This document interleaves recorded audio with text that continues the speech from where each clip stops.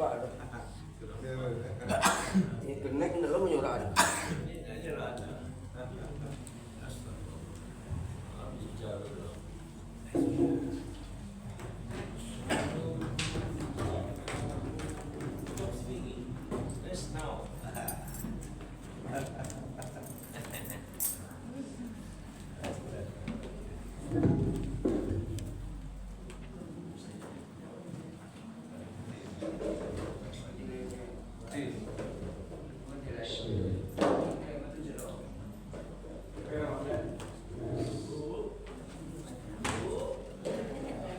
Jemaah, oh jemaah. Izin Pak Oce. Harum bunga melati, dipakai manten dan juga penari. Sebentar atau lama pasti mati. Puasa sebagai bekal bagi diri. Assalamualaikum warahmatullahi wabarakatuh. Waalaikumsalam warahmatullahi wabarakatuh. Alhamdulillah wa syukurillah. Pada pagi Senin ini yang cerah, kita masih diberikan nikmat berupa kesehatan, kesempatan iman yang kita dapat berkumpul kembali di Musala Atibah yang kita cintai ini. Selawat dan salam dengan sampaikan kepada kita Nabi Muhammad sallallahu alaihi wasallam dengan antara kata Allahumma shalli ala Muhammad.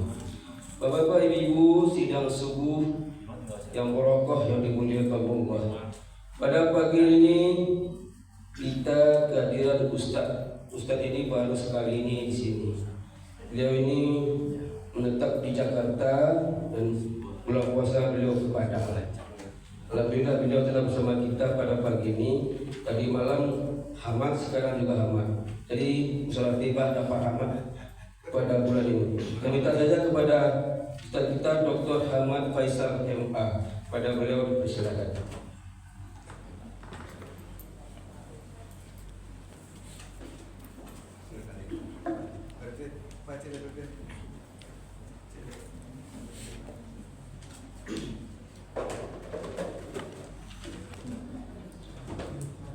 Assalamualaikum warahmatullahi wabarakatuh. Waalaikumsalam warahmatullahi wabarakatuh.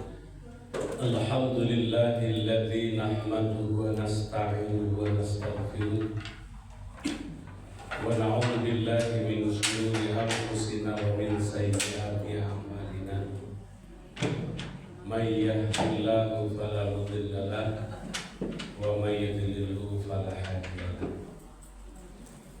Asyhadu an la ilaha illallah wahdahu la syarika lah wa asyhadu anna Muhammadan abduhu wa rasuluh sallallahu alaihi wasallam la nabiyya ba'da. Puji syukur pada Allah pada pagi hari ini.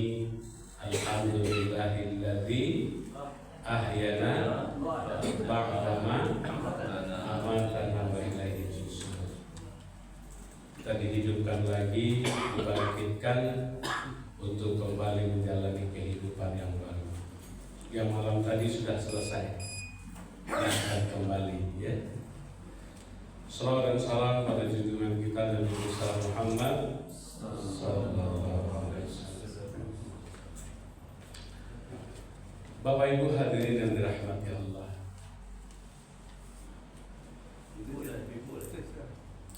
Innama bu'ithtu liutammima makarimal akhlak. Rasulullah itu diturunkan ke muka bumi adalah untuk memperbaiki akhlak manusia. Memperbaiki akhlak manusia ini adalah dalam rangka meluruskan seluruh tamparan-tamparan akhlak, perbuatan dan adab. Kenapa dikatakan seperti itu? Dari lahirnya Rasulullah, kita belajar dari kehidupan beliau.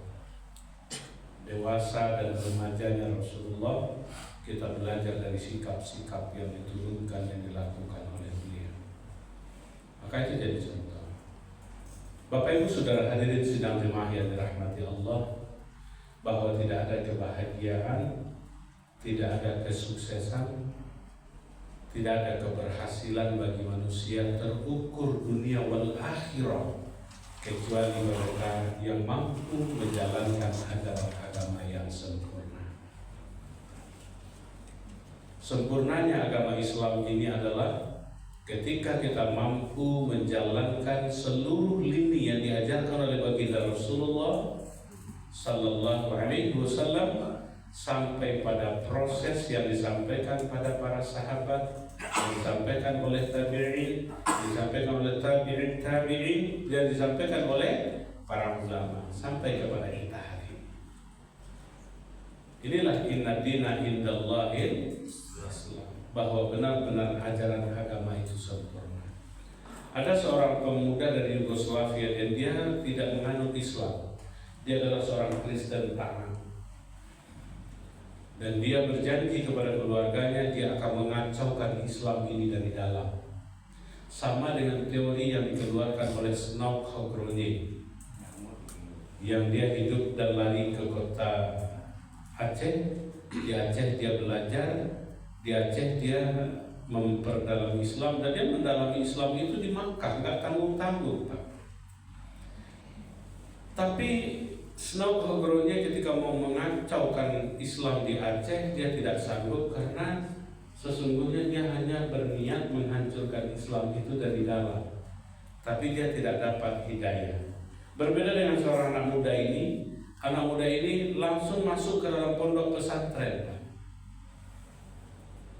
Di daerah Timur Tengah dia masuk pondok pesantren. Di pondok pesantren itu karena dia dianggap mu'allaf dan baru masuk Islam, datang dia ke lokasi di mana Islam itu, di mana peradaban Islam itu muncul.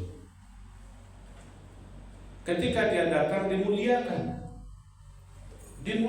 oleh kiai, dimuliakan oleh para ulama, dijadikan anak, dijadikan tempat, dan disuruh sholat 5 waktu itu tepat waktu. Kiai, tapi saya kan belum bisa mengaji, belum bisa baca Al-Quran, dan saya belum bisa sholat dengan sempurna. Kata kiai, lakukan terus dan kamu ada di dalamnya. Makannya dibantu siapkan oleh santri yang lain, kotor bajunya dibantu mencucikan. Ini berkhidmat. Akhirnya apa yang terjadi Bapak Saudara? Ketika dia lakukan Islam itu dengan benar-benar, dan yang Islam pun melakukan dengan benar, maka luluh dan dia berkata, datang dia ke Kiai, hari ini ulangi saya bersyahadat. Disuruh ulangi dia bersyahadat. Tolong kembalikan saya ke syahadat saya, karena kemarin niat saya hanyalah menghancurkan Islam. Hari ini setelah saya tahu Islam itu benar-benar diatur dalam komponen Islam itu sendiri, orang yang sudah masuk ke dalam Islam diatur oleh Islam, dan ternyata seluruh lini dalam Islam itu diatur. Maka hari ini Kiai, berikan aku kesempatan untuk kembali bersyahadat. Niat menghancurkan Islam, tapi karena adab dan akhlak akhirnya ingin menganut Islam itu dengan sempurna. Karpet surau wawako yang lebih mahal daripada karpet Hotel Pangeran. Mahal karpet Hotel Pangeran. Tapi 2 bulan yang lalu Ustaz safari dakwah di Padang, diundang, kemudian diajak nginap di Hotel Pangeran. Cuma semalam Pak penyambutan. Setelah selesai nginap keluar, tapi sebelum masuk ke dalam Hotel Pangeran, karena memang waktu itu musim hujan, keluar dari mobil itu basah sepatu, masuk ke dalam. Tapi pas masuk ke dalam, tak satu pun security sampai di lantai 2 yang punya karpet itu tidak melarang Ustadz pakai sendal dan sepatu. Karpetnya mahal, tapi kita masuk pakai sepatu boleh tidak dibuka. Kalau masuk musola At-Thayyibah kok pakai sepatu bah kira-kira viral nggak kira-kira? Viral. Kenapa ketua? Kenapa? Karena karpet ini berkaitan dengan agama. Sesuatu yang berkaitan dengan agama pasti berada nilainya istimewa. Le pernah meletakkan kopiahku di lantai di rumah atau di dapur ada sampah, ada atau ada kayak kompor gas, kopiah ada, pasti diganti. Kalau tak di atas meja. Kenapa? Karena istimewa. Sesuatu yang berkaitan dengan agama nilainya istimewa. Apa kata Khadijah ketika di penghujung hayatnya? Wahai Fatimah, sudikah engkau menyampaikan kepada ayah, maukah ayah memakaikan sorban yang ada di kepalanya untuk jadi kain kafan buat ibu? Apa kata anak gadisnya? Wahai ibu, bamang kok cucu anak, engkau orang kaya raya wahai ibu, harta engkau banyak. Dalam sejarah aku baca semasa engkau dulu masih menjanda belum nikah dengan ayah, 2/3 kota Makkah ini adalah engkau yang punya. Itu kata Fatimah. Lalu kenapa hari ini engkau jatuh miskin? Engkau tidak punya apa-apa. Dan bahkan bajumu, jubahmu, gamis yang kau pakai hari ini, wahai ibu, itu ada jahitannya, ada tambalannya, 73 tambalan. 73 tumbuk bajunya, warnanya kira-kira warna-warni.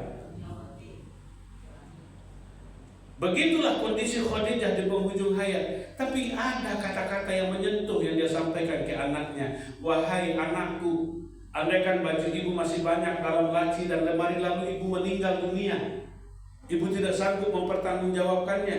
Baju banyak yang ibu punya berlipat-lipat ada dalam lemari lalu ibu meninggal dan ibu tidak ajak itu sholat, tidak bawa untuk sholat, lalu ibu akan sulit mempertanggungjawabkannya. Harta ibu yang berlimpah-limpah, tanah ibu yang berhektar-hektar di Makkah ini, kalau tidak ibu titipkan kepada orang-orang yang baru masuk Islam, awalul muslimin, orang-orang yang awal memeluk Islam, apakah ibu tidak akan sulit untuk mempertanggungjawabkannya di hadapan Allah? Wahai nak, maka harta ibu titip pada orang-orang yang membutuhkan. Dan hidup ibu di penghujung hayat cuma satu permohonan. Kalau sekiranya baju ini tidak cukup untuk kain kafan, maka ibu akan mohon kepada ayahmu untuk memakaikan sorban yang ada di kepalanya untuk jadi kain kafan buat ibu. Lalu Rasulullah datang setelah disampaikan seperti ini. Hai Khadijah, engkau perempuan yang paling anggun. Lagae kau buang lah tuo. Rasulullah bicara itu. Hai Khadijah, engkau wanita yang anggun, engkau adalah ummul mukminin. Menyesalkah engkau menikah dengan wahai istriku? Nangis Khadijah tanya. Untuk apa aku menyesal wahai baginda? Aku bangga menjadi istri engkau, jadi manusia mulia. Engkau yang ajarkan aku Al-Quran, engkau yang ajarkan kami bertauhid, engkau yang ajarkan kami kalimah la ilaha illallah, engkau yang ajarkan kami bertuhan yang sempurna, engkau yang melarang kami menyembah Latta dan Uzza. Hari ini andaikan kami dipanggil oleh Allah, kami bersamamu ya Rasulullah, tidak mungkin aku menyesal menikah denganmu. Kemiskinan hanyalah harta, kebanggaan adalah menjadi istri engkau ya Rasulullah. Nyopalu ada Nabi, nyopusap dadonya, akece Nabi, ikut titipan Allah. Tadi engkau meminta sorban untuk jadi kain kafanku, itu tidak cukup. Allah titipkan kain kafan dari surga. Ini kain dari surga diantarkan oleh malaikat Jibril, hadiah khusus untuk wahai Khadijah. Dan ini ketika engkau meninggal, engkau hanya akan tertidur nyenyak dan lelap sampai hari kiamat. Dan engkau haram disentuh oleh api neraka. Apa yang kau lakukan hari ini akan dibalasi Allah dengan dibangunkan istana di dalam surganya. Nangis Khadijah. Terima kasih ya Rasulullah. Ketika beliau peluk, terakhir kata Rasulullah, terimalah salam dari Allah. Allah menitipkan salam untukmu wahai manusia mulia.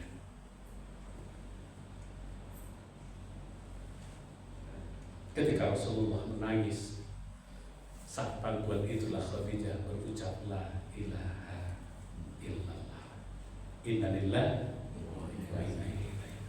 Dan ketika itulah Khadijah dipanggil oleh Allah. Begitu juga Rasulullah. Dari sirahnya, dari surahnya, dari sarirahnya Rasulullah,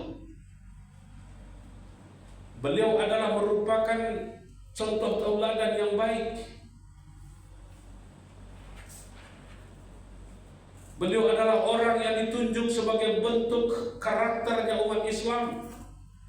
Dari ibadahnya, dari akhlak, dari adabnya, dari perangainya, dari tingkah laku Rasulullah, dari kebijakan-kebijakannya, dari perkataan-perkataannya, merupakan contoh tauladan dalam kehidupan.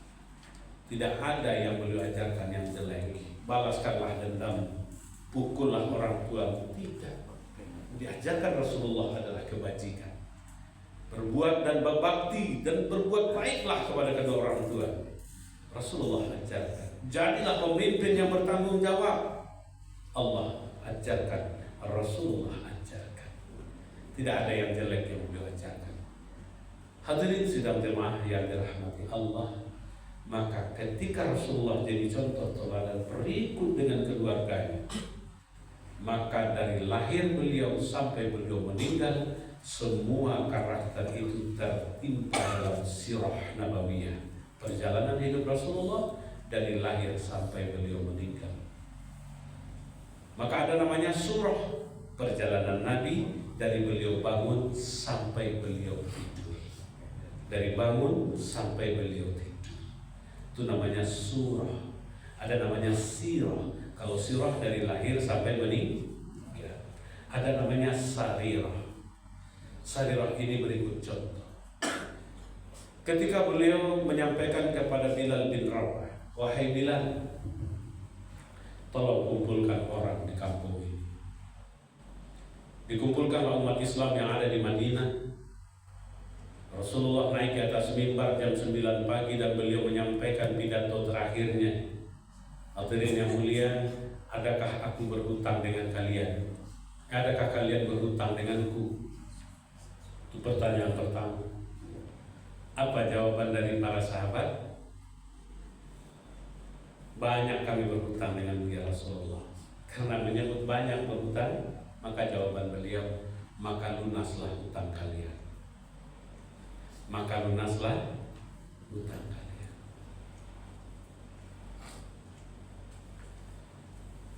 Diputihkan oleh Rasulullah.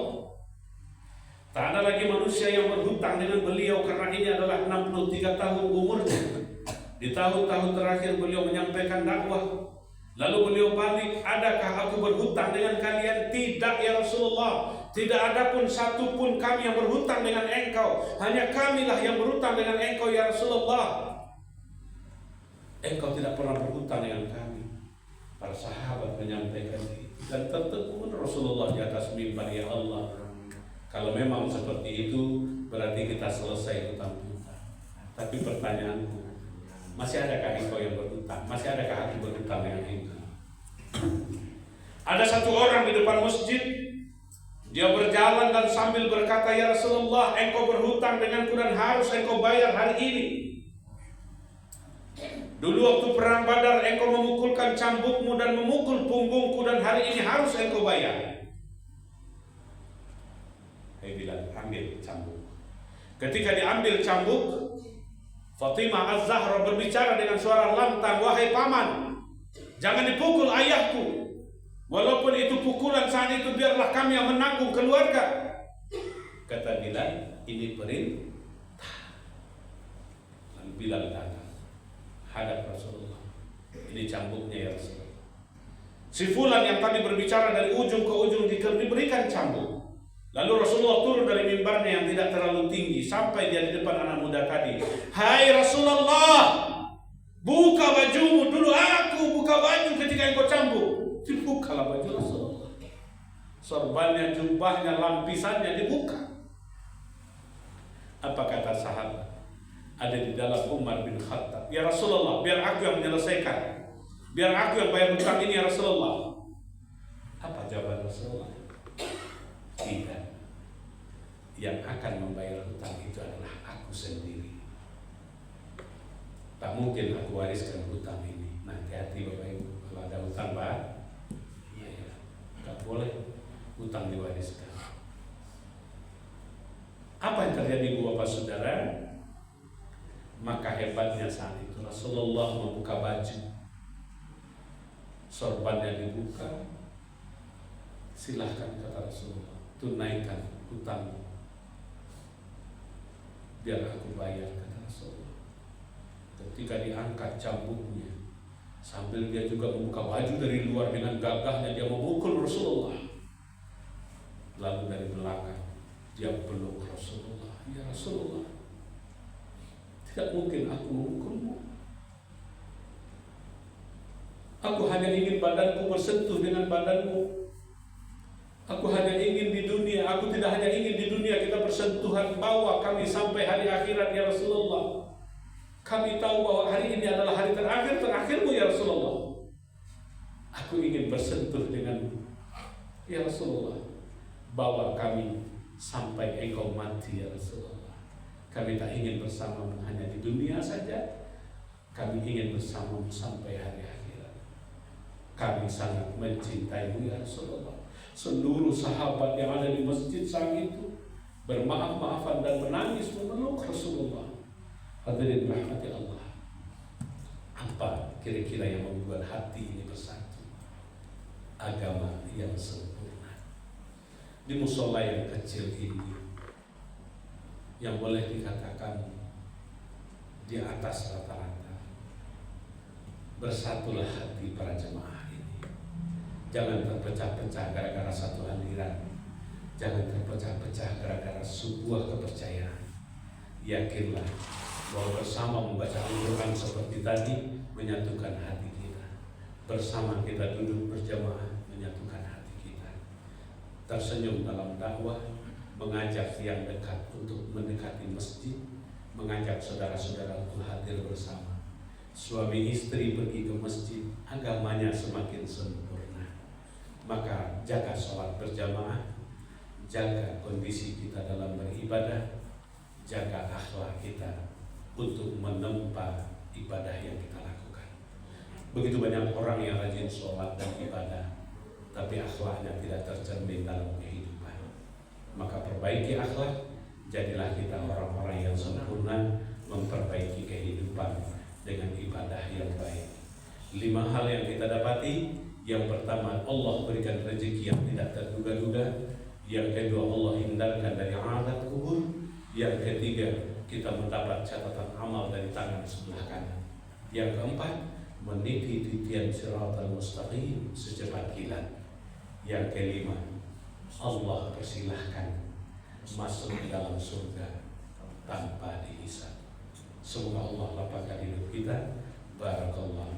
Assalamualaikum warahmatullahi wabarakatuh. Waalaikumsalam warahmatullahi wabarakatuh.